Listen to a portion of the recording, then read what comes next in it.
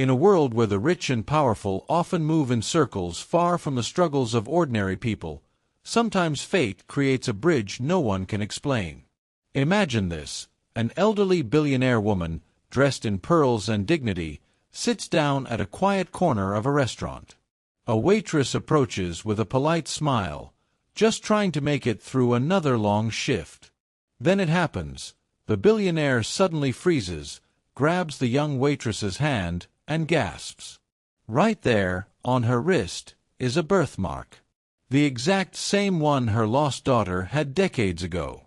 What unfolds after this single touch will leave you breathless.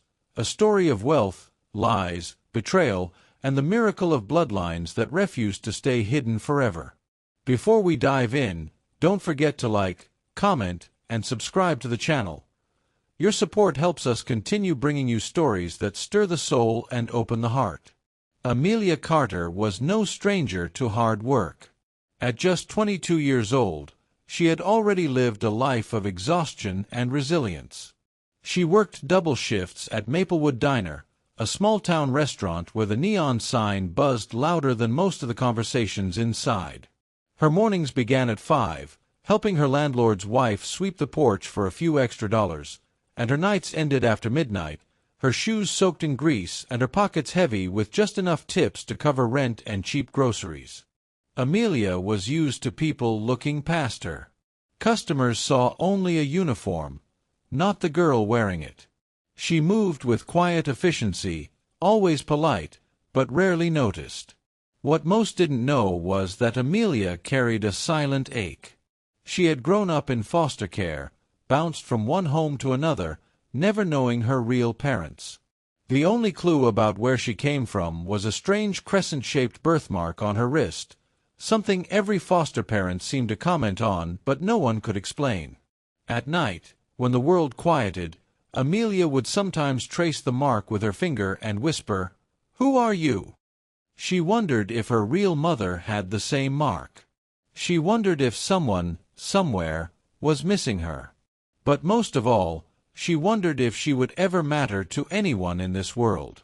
She didn't know it yet, but that answer was about to walk through the diner's door in a swirl of luxury, perfume, and secrets that had been buried for decades.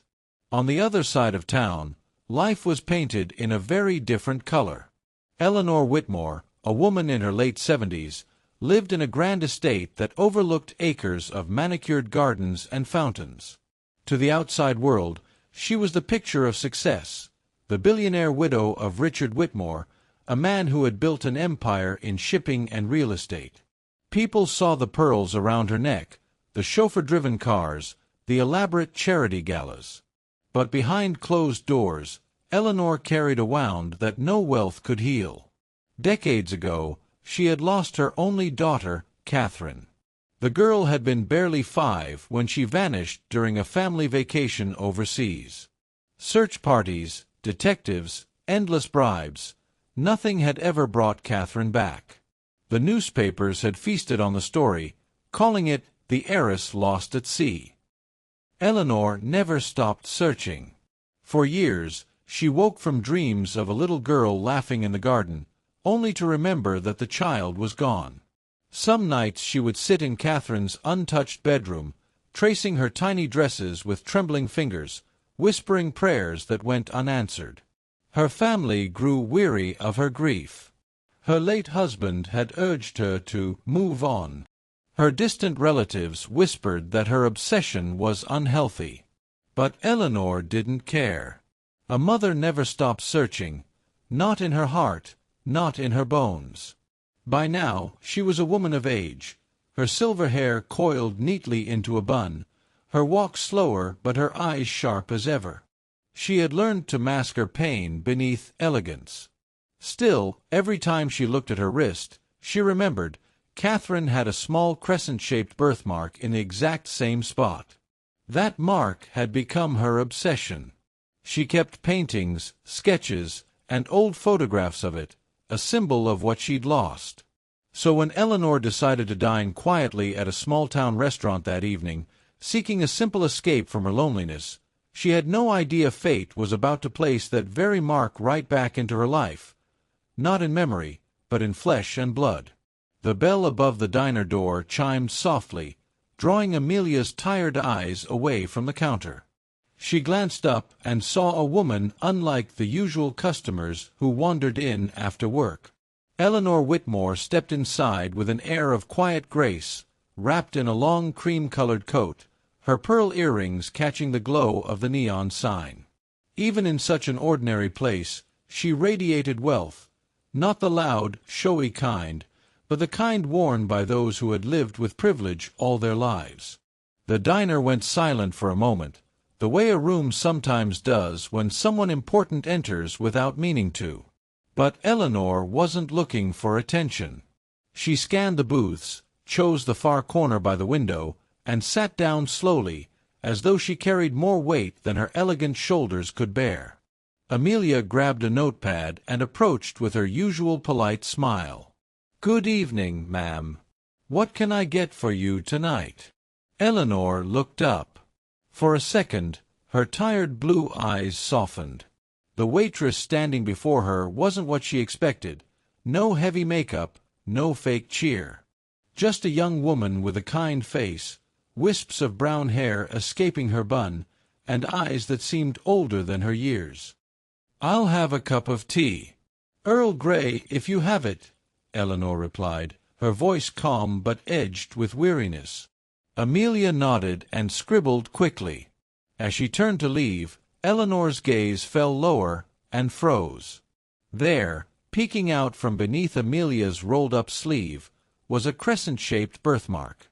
Eleanor's breath caught in her throat.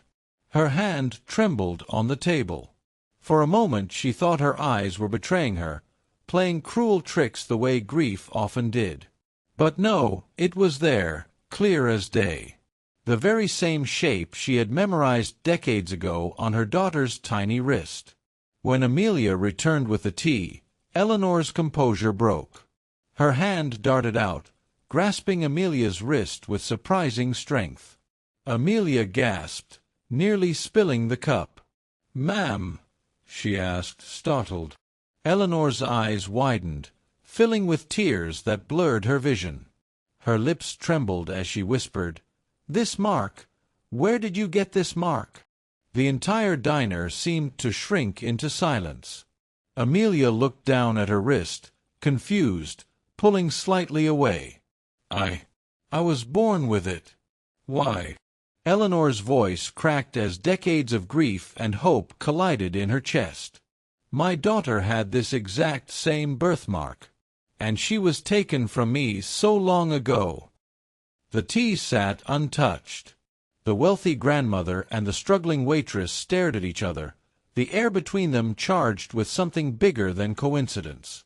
Fate had finally drawn its line, and neither woman's life would ever be the same again. Amelia's pulse quickened under Eleanor's trembling grip.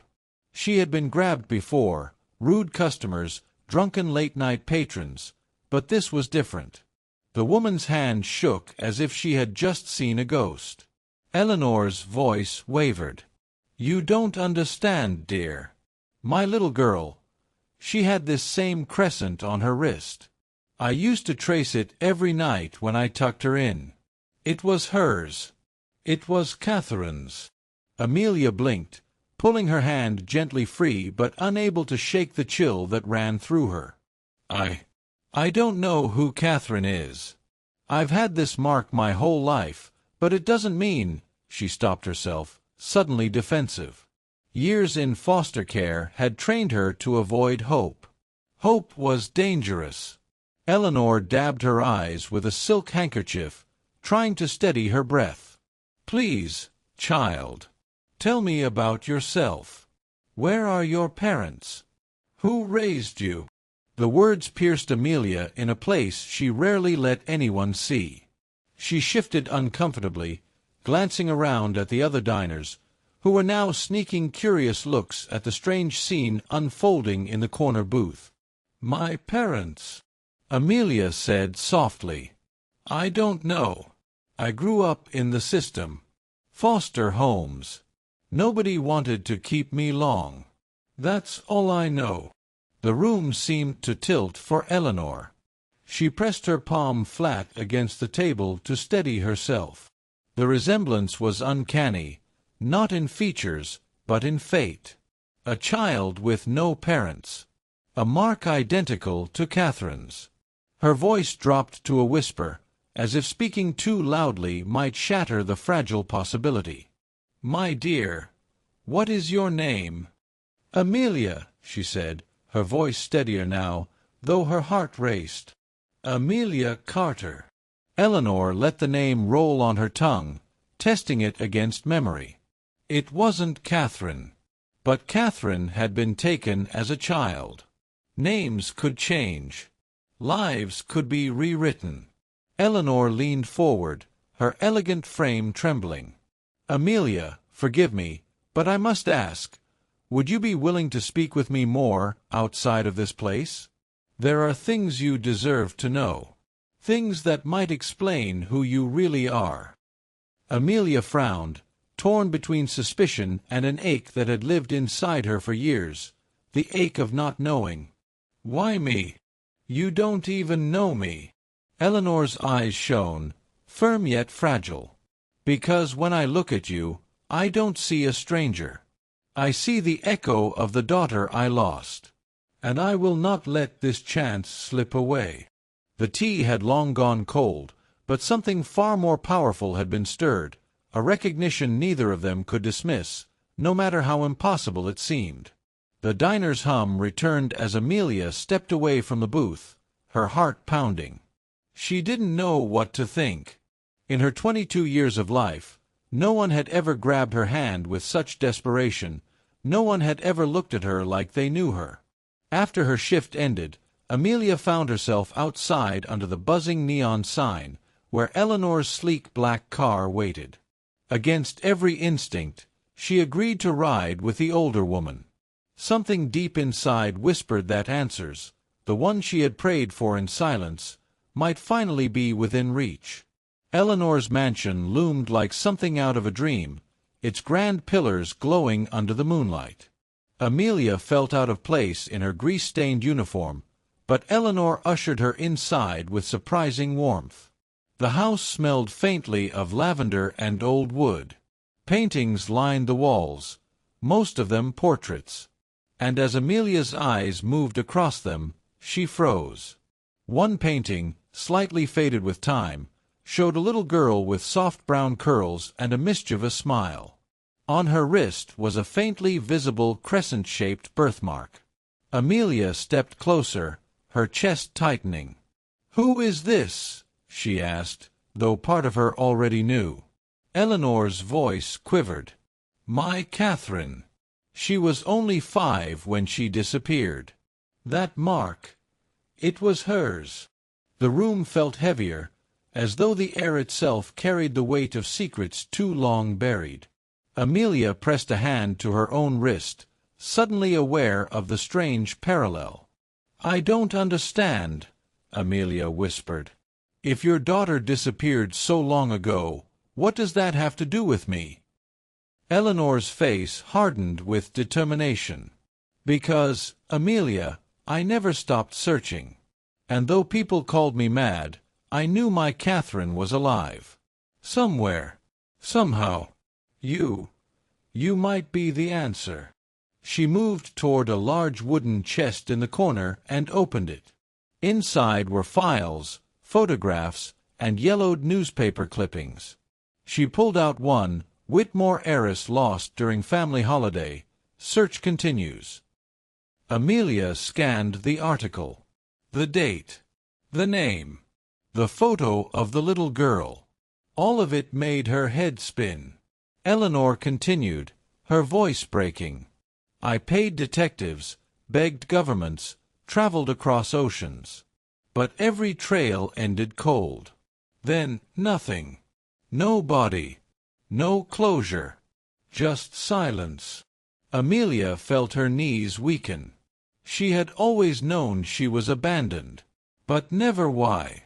Could it be possible that her life in foster homes was not an accident, but the result of a story far bigger than herself? Eleanor reached out, her hand trembling yet determined. "Amelia, There's one way to know for certain. A DNA test. If you are Catherine's child, or Catherine herself, taken and renamed, then the truth will finally be ours. Amelia's breath caught.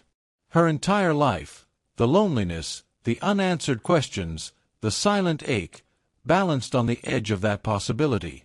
For the first time in years, she allowed hope to flicker.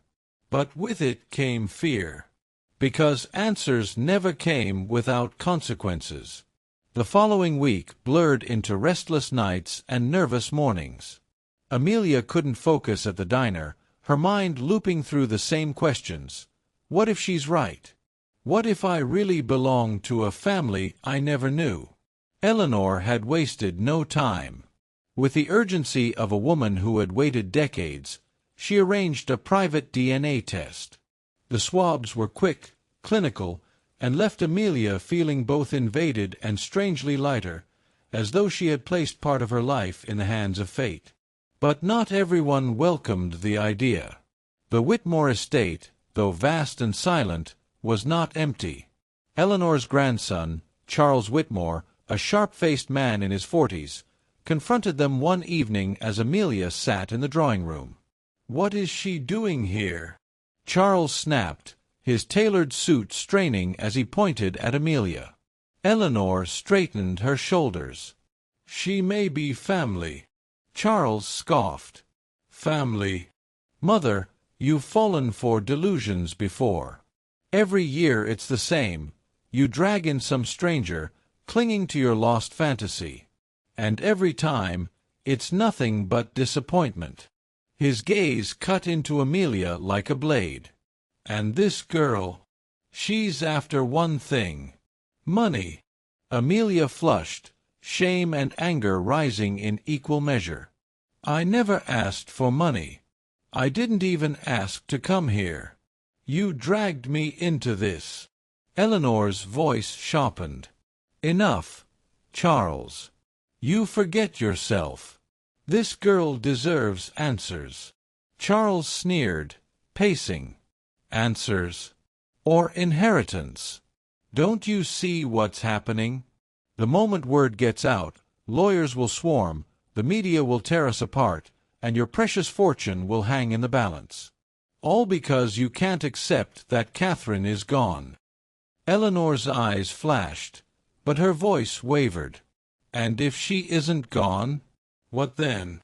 What if she's been living in shadows all this time while we sat in luxury? Would you deny her twice?" The room fell into a tense silence. Charles glared at Amelia, his jaw tight, then stormed out, slamming the door behind him. Amelia sat frozen. She had faced rejection before, from foster parents, from friends who drifted away. But this was different. This was a rejection not just of her, but of her very identity. Eleanor reached across, her frail hand covering Amelia's. "Do not let him break you, dear. I've waited too long for this moment. Whatever the test says, we face it together." Amelia nodded, though her throat was tight. For the first time, she felt she wasn't just fighting for herself, but for the truth of who she was. The results would arrive in days. Days that would either shatter the fragile bridge between them, or bind them forever. The morning the results arrived, the Whitmore estate was eerily quiet. Rain tapped against the tall windows, filling the halls with a nervous rhythm. Amelia sat at the edge of a velvet armchair, her hands clenched so tightly her knuckles had turned pale. Eleanor, though composed in her pearl necklace and silk scarf, couldn't hide the tremor in her fingers as she held the sealed envelope. For a long moment, she just stared at it, as if opening it would mean reopening every wound she had carried for decades. Finally, with a shaky breath, she tore it open. Her eyes scanned the paper once, twice, and then filled with tears. She pressed a trembling hand to her chest. "It's true," she whispered. "Amelia, you are mine. You are Catherine's daughter." The words hung in the air like thunder. Amelia blinked, the world spinning. "Her daughter," she repeated, her voice barely audible. Eleanor nodded, tears spilling freely now. "Catherine. She must have survived, somehow. Perhaps she was taken, perhaps hidden. I don't yet know the story. But you are her child. My granddaughter." Amelia's heart raced, her mind a blur of images. The foster homes, the lonely birthdays, the unanswered questions. All of it, suddenly tethered to a history she never knew she had. But before she could process it, the door swung open. Charles stormed in, his face pale with rage. "This is impossible. You can't just accept some piece of paper. Do you know what this means for our name? For our estate?" Eleanor rose to her feet, taller than her years, her voice sharp as steel. "It means the blood of my daughter lives on. It means this young woman has been denied her place for far too long. And I will not let greed or fear rob her again." Charles sneered. "She'll ruin everything." Amelia stood then, her voice shaking but strong. "I don't want your money. I never did. All I ever wanted was to know where I came from. To know I mattered to someone. If that threatens you, then maybe you never understood what family means." For the first time, Charles faltered. He turned away, muttering under his breath, but offered no reply. Eleanor crossed the room and took Amelia's hands in her own. "Forgive me for the years you suffered alone. But no more. From this moment, you are not a waitress, you are not a foster child. You are Amelia Whitmore, my granddaughter." Amelia's eyes filled with tears. For the first time in her life, she felt the ache inside her ease. She wasn't alone anymore. She belonged. The storm outside raged, but inside the estate, a lost bond had been restored. The days that followed felt like stepping into another life. Amelia no longer entered through the servants' door of the Whitmore estate. She walked proudly through the grand front entrance, greeted not as a stranger, but as family. Eleanor introduced her to trusted friends, calling her "my granddaughter" with a pride that made Amelia's heart swell. For the first time, she wasn't just a nameless waitress serving food to people who barely looked at her. She was seen, valued, and claimed. But wealth was never the prize Amelia sought. Even as Eleanor insisted she deserved her share of the Whitmore inheritance, Amelia hesitated. "I don't want to lose myself in this," she confessed one evening over tea. "I don't want to forget the girl who worked long nights, who fought to survive." Eleanor smiled, her wrinkled hand resting gently on Amelia's. "My dear, money does not define you. Blood does not even fully define you. What defines you is the strength you carried through all those years. That strength is Catherine's gift to you, and yours to the world." Charles remained distant, his pride wounded and his suspicions sharp. But over time, even he couldn't deny the truth. The DNA had spoken. The resemblance in small gestures, the tilt of Amelia's head, the way she laughed, mirrored the sister he had lost. Resistance gave way, slowly, to reluctant acceptance. One evening, Eleanor took Amelia to Catherine's old room, preserved like a time capsule. Tiny dresses still hung in the wardrobe, a doll rested on the bed. "This was hers," Eleanor whispered, tears glistening. Amelia traced her fingers across the old dresser, feeling a strange warmth. For the first time, she wasn't staring at a stranger's past. She was touching her own roots. Months later, Amelia stood not in her diner uniform, but in a flowing dress Eleanor had chosen for her, standing beside the elderly woman at a charity gala. Cameras flashed, voices buzzed with curiosity, but Amelia held her head high. She wasn't just the lost granddaughter of Eleanor Whitmore. She was Amelia Carter, the girl who survived the storm of abandonment and found her way home through the most unlikely of fates, a single birthmark. As Eleanor raised a toast that evening, Her voice broke but carried through the hall. Sometimes, life takes from us in cruel ways. But sometimes it gives back, not when we expect it, but when we need it most. Family is not just blood. It is love, perseverance, and the courage to believe in miracles. Amelia smiled, tears slipping down her cheeks.